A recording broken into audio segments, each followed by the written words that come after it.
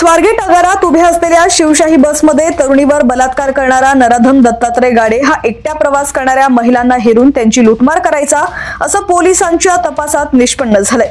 आरोपी दत्तात्रय गाडे वय 36 याच्या विरोधात शिरूर, शिक्रापूरसह अहिल्यानगरमधील सुपा पोलीस ठाण्यात एकूण 6 गुन्हे दाखल आहेत। या 6ही गुन्ह्यांमध्ये तक्रारदार महिलाच असून त्यापैकी एक गुन्हा विनयभंगाचा असल्याची माहिती समोर आली आहे। यामुळे नराधम गाडेचा महिलांकडे पाहण्याचा दृष्टिकोन विकृत असून यापूर्वीही महिलांसोबत अशा प्रकारे इतरही गुन्हे केल्याचा संशय पोलिसांकडून व्यक्त केला जातोय। दत्तात्रय गाडे विरोधात दाखल असलेल्या 6ही गुन्ह्यांमध्ये तो एकट्या महिलांना फसवून लूटमार करत असल्याचं निदर्शनास येतंय। बसची वाट पाहणाऱ्या महिलांना 4 चाकीत बसवून तो वेगवेगळी कारणं देत निर्जनस्थळी घेऊन जायचा। तिथे गेल्यावर त्यांना जीवे मारण्याची धमकी देत त्यांना लुटायचा। यानंतर तो पीडित महिलांना अशाच निर्जनस्थळी सोडून पळ काढायचा असं त्याच्या विरोधात दाखल असलेल्या तक्रारीत नमूद करण्यात आलंय। 2019 मध्ये सुपा पोलीस ठाणे अहिल्यानगर, कोतवाली पोलीस ठाणे अहिल्यानगर, शिरूर पोलीस ठाणे पुणे ग्रामीण इथं गाडेवर प्रत्येकी एक गुन्हा दाखल झाला होता।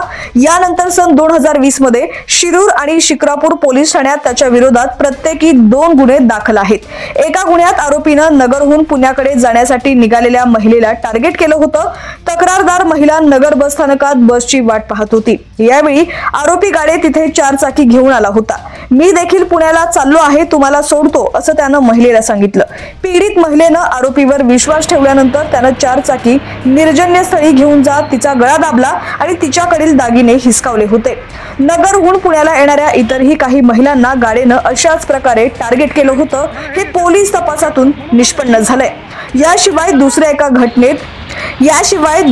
घटनेत देखील असंच घडलं होतं। यावेळी त्यानं महिलेला चौफूर इथं सोडण्याचं आश्वासन देऊन 4 चाकीत बसवलं। त्यानंतर काही अंतर पुढे गेल्यानंतर आरोपी गाडे यानं चाक पंक्चर झाल्याचा बहाणा करून गाडी थांबवली। रस्त्यावरून कुणीही येत नसल्याचं पाहून त्यानं पीडितेला धमकावून तिचे दागिने लुटले होते। याशिवाय त्याने एका भाजी विक्रेत्या महिलेच्या दुकानासमोर गाडी थांबवून त्यानं तिच्याकडे शरीर सुखाची मागणी देखील केली होती।